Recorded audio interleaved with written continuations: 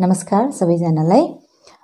आज 7 तारिक डिसेम्बर 2022 को दिन स्कुलको हामीले एउटा सानो प्रयासमा पत्रिका विद्यालयको एउटा वार्षिक पत्रिकाको विमोचन गर्न लागिरहेका छौं र पत्रिकाको नाम चाहिँ स्पन्दन, जसको जन्म भनौं आजभन्दा लगभग 30 साल अगाडि भएको थियो। तर त्यति बेला चाहिँ तिनताक चाहिँ एउटा भित्ते पत्रिका भएर यसको सुरुवात भएको थियो र आज चाहिँ हामीले यसलाई पुस्तिकामा प्रकाशन गर्न सक्यौं र हाम्रो लागि एउटा यो भावुक छन्, खुसीको छन् र विद्यालय सम्पूर्ण परिवारले नै आजको दिनलाई चाहिँ एउटा उत्सवको रूपमा हामीले मनाउन गइरहेका छौं। हुन त स्कुल म्यागजिन भनेपछि सबै भाषालाई समेटेर लेख्नुपर्ने थियो, अंग्रेजी, हिन्दी, नेपाली विशेष गरी। तर यो पालि चाहिँ हामीले प्रथम चोटी भएकोले गर्दा नेपाली भाषालाई मात्रै हामीले अलिकति जोड दिने काम गर्यौं, किनभने हामीले विद्यालय परिवारले एउटा के महसुस गर्यौं, एउटा तितो अनुभव भन्दाखेरि यो पेन्डेमिकदेखि पछि जब नानीहरू स्कुल फर्केर आए, नानीहरुकोमा त्यो एउटा भाषाप्रति एउटै पनि प्रेम देख्यौं न। अनि नानीहरुले प्राय भाषा प्रयोग गर्नु पनि अलिक हिचकिचाउने भए। त्यसले गर्दा हामीले एउटा के सोच राख्यौं भने चाहिँ यो प्रथम चोटी चाहिँ हामीले नेपाली भाषालाई नै जोड दिएर खाली नेपाली लाई मात्रै प्रोत्साहन गरेर लेख्नेमा पुग्यौं र त्यसले गर्दाखेरि अब विद्यालयको परिवार बाहेक हामीसँग धेरै यस्ता स्रष्टाहरू जोडिन पुगे, जसको आशीर्वाद स्वरूप उहाँहरुका जस्तै हामी समक्ष हुनुहुन्छ डाक्टर दिवाकर प्रधानज्यूको लेख छ, डाक्टर गीता छेत्रीज्यूको लेख छ, डाक्टर नकुल छेत्री उहाँको पनि लेख छ र यसबाहेक राङबाङ क्षेत्रको यस्तो लेखकहरू छ जो उहाँहरूले पनि हाम्रो यो पत्रिकामा आफ्नो योगदान दिनुभएको छ। र त्यो बाहेक हाम्रा भूतपूर्व शिक्षक शिक्षिकागण साथै नानीहरू अनि वर्तमान शिक्षिकागण, अशिक्षण कर्मचारी अनि नानीहरूबाट पनि लेखहरू, कविताहरू तपाईहरुले पढ्न पाउनुहुनेछ। जस्तै पारसचन्द्र आलेज्यू, उहाँ अहिले हालमा कर्सियङ रेडियो स्टेशनको निष्पादक हुनुहुन्छ। उहाँलाई बोलाउनुको औचित्य चाहिँ के छ भन्दाखेरि खास गरी स्पन्दन पत्रिकाको सुरुवात चाहिँ उहाँबाट भएको। उहाँ चाहिँ भूतपूर्व यहाँको शिक्षक हुनुहुन्थ्यो र उहाँको कार्यकालमा चाहिँ उहाँको पहलमा यो स्पन्दनको जन्म चाहिँ एउटा भित्ते पत्रिकामा भएको थियो र अघि पनि मैले भने 30 साल बाद चाहिँ यो पत्रिकालाई हामीले पुस्तिकामा कन्भर्ट गरेर यसपालि प्रकाशनमा ल्याएका छौं र उहाँ चाहिँ हाम्रो एउटा के भनौं स्पन्दनको जन्मदातै भनौं उहाँ हुनुहुन्छ। उहाँ बाहेक हाम्रा भूतपूर्व प्रधान अध्यापिका श्रीमती भुजननी प्रधानज्यू हुनुहुन्छ, भूतपूर्व प्रधान अध्यापक श्रीमान प्रकाश हाङखिमज्यू हुनुहुन्छ।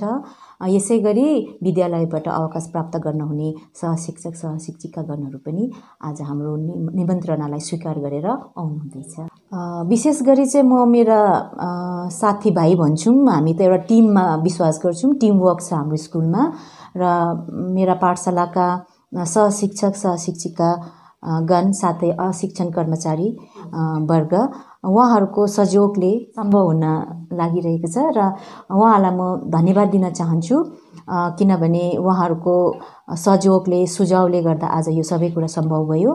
त्यो बाहेक म एउटा स्पेशल थ्यांक्स चाहिँ कसलाई दिन चाहन्छु भन्दाखेरि साझा पुस्तक प्रकाशन, उहाँहरूले एउटा जुन प्रेरणा दिनुभयो, जोश दिनुभयो, आँट दिनुभयो कि तपाईले सक्नुहुन्छ यो पत्रिकालाई प्रकाशनमा ल्याउनु भने र उहाँलाई पनि म धन्यवाद दिन चाहन्छु। धन्यवाद दिनु हो भने त म सबै राङबाङ स्कुलको परिवार भनेपछि यहाँबाट अवकाश प्राप्त गर्न भएका सर गुरुमाहरू अनि अहिलेका वर्तमान सर गुरुमाहरू अनि सबैजनालाई म धन्यवाद दिन चाहन्छु। त्यसबाहेक यस भेगका जस्तै श्रीमान जनक छेत्रीज्यू हुनुहुन्छ, उहाँले जुन हामीलाई शुभकामना दिनुभयो, शुभकामना साथै साथ दिनुभयो, त्यसको लागि पनि उहाँप्रति म कृतज्ञता व्यक्त गर्छु। स्कुल म्यानेजिङ कमिटीका जो अध्यक्ष हुनुहुन्छ, उहाँले पनि हामीलाई सधैँभरि एउटा सुझाव अनि सधैँ आँट दिने काम गर्नुभयो, उहाँलाई पनि म आन्तरिक हृदयबाट धन्यवाद दिन चाहन्छु। मेरा विद्यालयका सर गुरुमाहरूले आफ्नो प्रयास है प्रयासको कारण जुन यो पुस्तिकालाई प्रकाशनमा ल्याउन सफल तुल्याउनुभयो उहाँलाई धेरै धेरै धन्यवाद दिन चाहन्छु। नानीहरूलाई पाठ्यक्रमदेखि बाहिरको ज्ञान पनि जरुरी छ भन्ने उहाँको विश्वासलाई म धेरै आदर कदर गर्न चाहन्छु र विशेष गरी सङ्गीता छेत्री गुरुआमा, छोगेल तामाङज्यू सर, छोगेल तामाङज्यू, प्रवीण गजमेरज्यू, प्रहलाद छेत्रीज्यू, जीवन सुब्बाज्यू, अनि छिरिङ लेप्चाज्यू, प्रभात राईज्यू, उहाँहरूले जुन सहयोग पुर्याउनु भयो यो पत्रिका प्रकाशनको निम्ति उहाँलाई म मुरी धन्यवाद दिन चाहन्छु।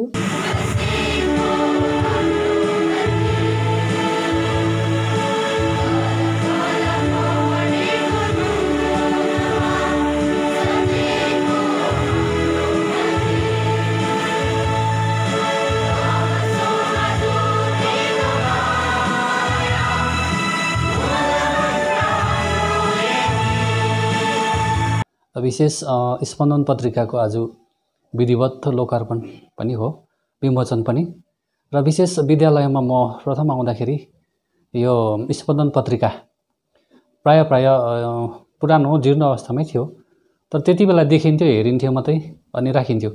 र समय बित्दै गएपछि यसलाई फेरि एउटा नयाँ रूप दिने हाम्रो सबैको शिक्षक शिक्षिकावर्गको कुराहरू भइ नै रहन्थ्यो, तर पनि समय बिति नै रहन्थ्यो।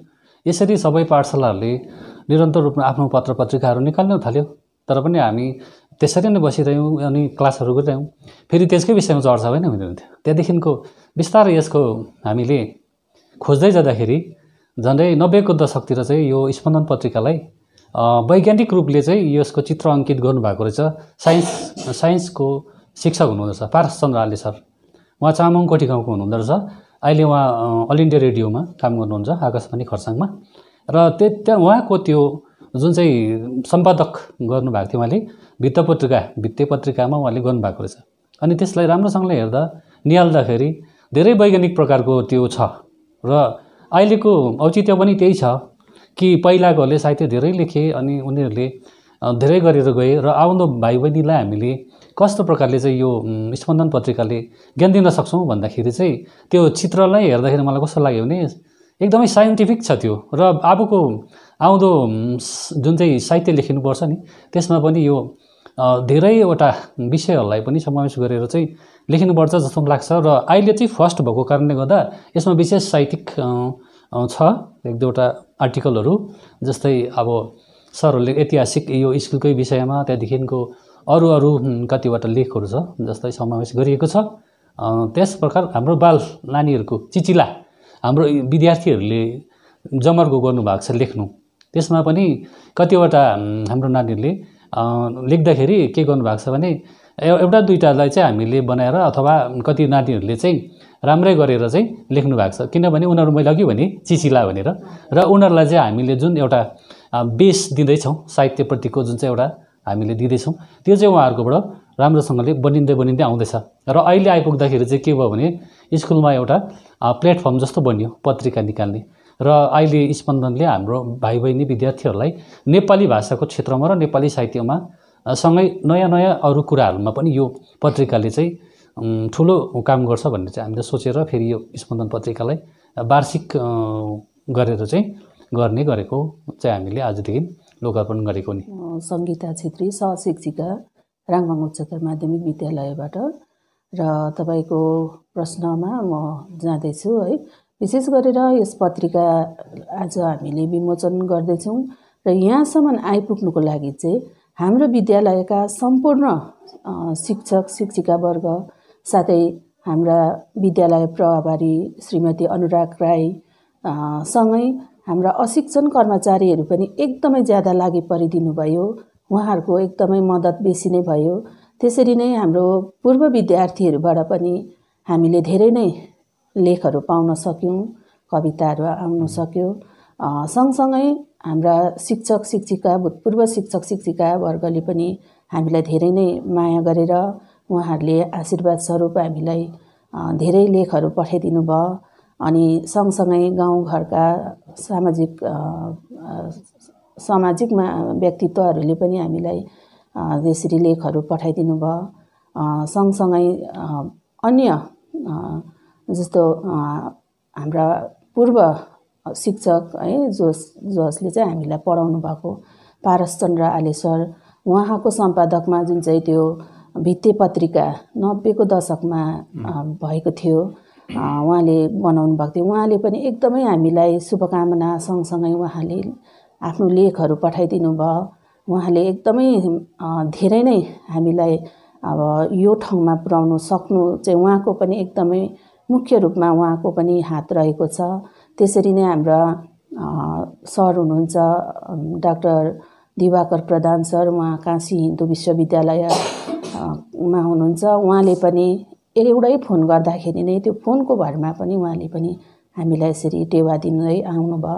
त्यसरी नै डाक्टर नकुल छेत्री, गीता गुरुमा, उहाँहरूले पनि एकदमै हामीलाई एकपल्ट फोन गर्दा उनीहरूले एकदम खुसी भएर हामीलाई मद्दत दिँदै यो ठाउँमा ल्याइ पुर्याइदिनु भयो। र उहाँहरू सबै नभएको भए हामी आज यसरी यस पुस्तिकालाई हामीले विमोचन गर्न अलिकति असमर्थ हुन्थ्यौँ होला भन्ने चाहिँ मलाई लागेको छ। नमस्कार, म उपासना शर्मा, सहशिक्षिका राङभाङ उच्चतर माध्यमिक विद्यालय। र हजुरको प्रश्न है, यो हाम्रो स्पन्दन पुस्तिकाको मटेरियल सङ्कलन है, अनि यो सङ्कलन चाहिँ हाम्रो वर्तमान विद्यार्थी साथै हाम्रो पूर्व विद्यार्थी साथै हाम्रो समाजका जति पनि साहित्यिक रत्नदयहरू हुनुहुन्छ उहाँहरूको अथक परिश्रमै भनौँ है। उहाँहरूले पनि हामीलाई एउटा शुभकामना भेट स्वरूप हामीलाई कतिवटा उहाँहरूले लेख्नुभएको पठाउनु भयो। अनि नानीहरूको विशेष सङ्कलनपट्टि जाँदाखेरि चाहिँ म के भन्नु चाहन्छु भन्दा हाम्रो नानीहरूमा पनि प्रतिभा रहेछ है, नानीहरूले पनि केही गर्नु सक्ने रहेछ। अनि उनीहरूको साहित्यप्रति उनीहरूको पनि प्रेम रहेछ। हामी नेपाली त हुनु त स्कुलमा एउटै सब्जेक्ट मात्रै पढाउँछौँ आजकल त, तर पनि जति पनि नानीहरूले लेख्नुभयो है, त्यो सङ्कलन गर्दा त्यो भित्रको शब्दहरूले कति ठाउँमा छुयो पनि, अनि त्यो सङ्कलन गर्नु पाउँदा चाहिँ खुसी पनि लाग्यो। अनि त्योबाट चाहिँ हामीले पनि थुप्रै कुरा सिक्नु पाएँ जस्तो चाहिँ मलाई लाग्यो। अनि यसको निम्ति चाहिँ म है यो के भन्नु, यो सुनौलो अवसर हामीलाई दिनुभएकोमा, अब यो सङ्कलनकै अवसर दिनुभएकोमा पनि म हाम्रो स्कुल विद्यालयका प्रधान अध्यापिका श्रीमती अनुराग राई गुरुमा साथै जति पनि सिनियर शिक्षक शिक्षिका उहाँहरूले हामीलाई एउटा बाटो देखाउनु भयो है, अनि जति पनि सम्पूर्णले साथ दिनुभयो त्यसको लागि चाहिँ म एकदमै हृदयबाटै धन्यवाद टक्राउन चाहन्छु। समाजमा जस्तै अब घटनाहरू हुन्छन् त्यसलाई नै कि साहित्यले पनि लेख्छ भन्छ है, त्यसो पनि भनिन्छ। तर अब स्कुल भएको कारणले गर्दाखेरि विद्यार्थीहरूको जुन चाहिँ पठन पाठन हुन्छ नि त्यसमा अब समयअनुसार कुन प्रकारको अब यो आउँछ है, त्यही अनुसार चाहिँ हामीले यो पत्र पत्रिकाहरूलाई विशेष यो स्पन्दन पत्रिकालाई चाहिँ लानुपर्छ होला नि हामीले है। जस्तै अब पहिला अब जुन टाइपको लेखिन्थ्यो पत्र पत्रिकाहरू होइन, जस्तै अब पत्रिका भनौँ न पहिलेको दशकमा भिन्दै थियो नि त, उहिलेका प्रकारकोहरूले पहिला गरे। अब साहित्य पनि त्यस्तै हुनुपर्छ जस्तो लाग्छ मलाई चाहिँ, किनभने अब एकदमै वैज्ञानिक युग आइसक्यो है, यो प्रिन्ट मिडियाहरूको समय आइसक्यो नि त। त्यो कारणले गर्दा हाम्रो यो पठन पाठन र यो जुन चाहिँ सिलेबस हुन्छ नि त्यसलाई पनि छोएर चाहिँ हामीले यसरी लेख्नै सक्यो भने नि, जस्तै विज्ञानको विषयमा भयो, साइन्सको विषयमा भयो होइन, त्यो प्रकारले साहित्य मात्रै नभएर यस्तो टाइपको वैज्ञानिक मिसिएको साहित्य हुन्छ नि त्यस्तो समीकरण भएर जानु सक्यो भनेदेखि चाहिँ राम्रो हुन्थ्यो, वर्ष पछि जस्तो लाग्छ नि मलाई। मतलब सिलेबसलाई पनि छुँदै क्या लेख्दै गर्दै चाहिँ राम्रो हुन्थ्यो जस्तो लाग्छ। तर जति सक्दो चाहिँ यो वार्षिक चाहिँ हुन्छ, मतलब गुरुआमाले अब हेड गुरुआमाले पनि त्यस्तो भन्नु चाहिँ वार्षिक गरौँ भनेर। उनका दोनों पैर जब नहीं रहा, जब उन्होंने मन में ठान लिया कि इस सिचुएशन में हम सबको बोलने नहीं जाएंगे, हम प्रूफ करके दिखाएंगे, तो उन्होंने क्या किया, सोचा कि इस सिचुएशन में सबसे टफेस्ट काम क्या होगा। तो उनको लगा एवरेस्ट में चढ़ना सबसे टफेस्ट काम है, जिसका पैर नहीं होगा उसको तो सबसे टफ तो यही होगा ना। तो उन्होंने आज तक जो हमारा सातों जो कॉन्टिनेंट है, जो महादेश है, उसका जितने भी सबसे हाईएस्ट पीक है सबको उन्होंने फतेह कर लिया, जो कि एक आम इंसान वो कर ही नहीं पाए। कि कब क्यों नहीं कर पाए, इसका रीजन क्या है, क्योंकि हम पहले ही मान लेते हैं कि ये मुझसे पॉसिबल नहीं है, ये हमसे नहीं होगा।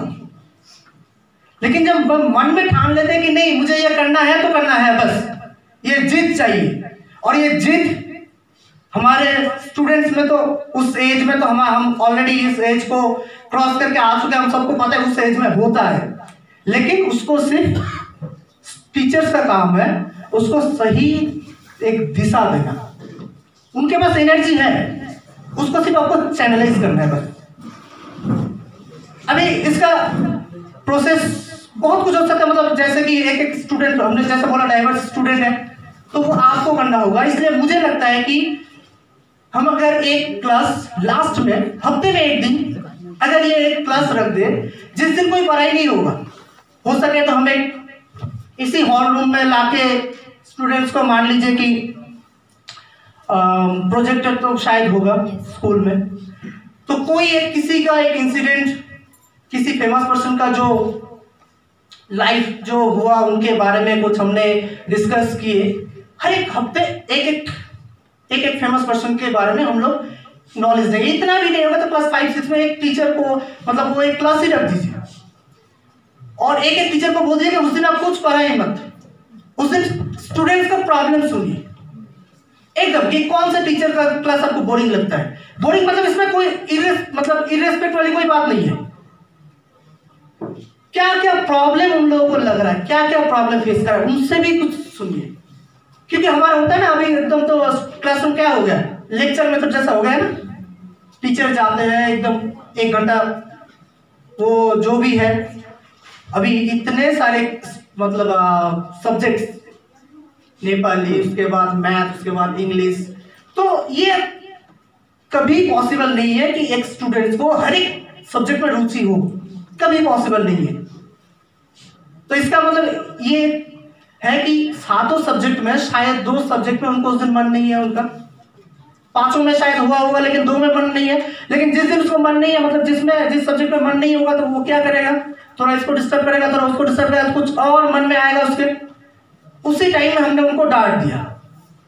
नेक्स्ट डे क्या होगा, उस टीचर के ऊपर उसका थोड़ा मन में, वो तो मतलब अभी जैसे मैडम ने बोला कि वो अभी नहीं समझ पाएंगे कि वो हमारे कारण ही बोल रहा है कि हम लोग क्या चाहते हैं। हम सब ये सब मतलब टीचर्स, पेरेंट्स, हम सब मिलके क्या चाहते, क्या है, स्टूडेंट्स का सक्सेस, और भी अगर ग्रेटर सेंस में कहें तो कि वो खुश रहे, है ना, हैप्पीनेस। हम भी वही चाहते हैं। और हैप्पीनेस कहाँ से मिलेगा, जब हम लोग कुछ करेंगे और वहां से तो कुछ मतलब कुछ अच्छा करेंगे जब, तभी तो खुशी मिलेगा। तो कभी कभी ऐसा भी कीजिए कि स्टूडेंट्स के बाद भी थोड़ा एक क्लास रख दीजिए कि जहां पे सिर्फ स्टूडेंट कंप्लेन करे, बस उनसे थोड़ा डिस्कशन कीजिए, डिस्कस कीजिए कि क्या प्रॉब्लम हो रहा है, क्यों तुम्हें मैथ में प्रॉब्लम हो रहा है, क्यों तुम्हें हिस्ट्री में प्रॉब्लम हो रहा है, क्यों तुम्हारा मन नहीं लगता, घर में क्या कोई प्रॉब्लम है, ऐसा ही इसका बस जो भी है। क्योंकि उसका मन तभी लगेगा जब उसका आसपास का एनवायरनमेंट, मान लीजिए आप यहाँ पे फोर्सफुली आप ट्राई कर रहे हैं कि उसको मैथ समझ में आए, लेकिन उसके घर में कोई प्रॉब्लम चल रहा है, कभी नहीं होगा पॉसिबल। तो हो सके तो गार्जियंस को बुला के हम लोगों को धीरे धीरे वो सॉर्ट आउट करना होगा जितना हो सके। अगर ऐसा कुछ एक कर देंगे ना, तो इतना खुशी मतलब आपको महसूस होगा, तब आप खुद ही खुद प्राउड फील करने लगेंगे।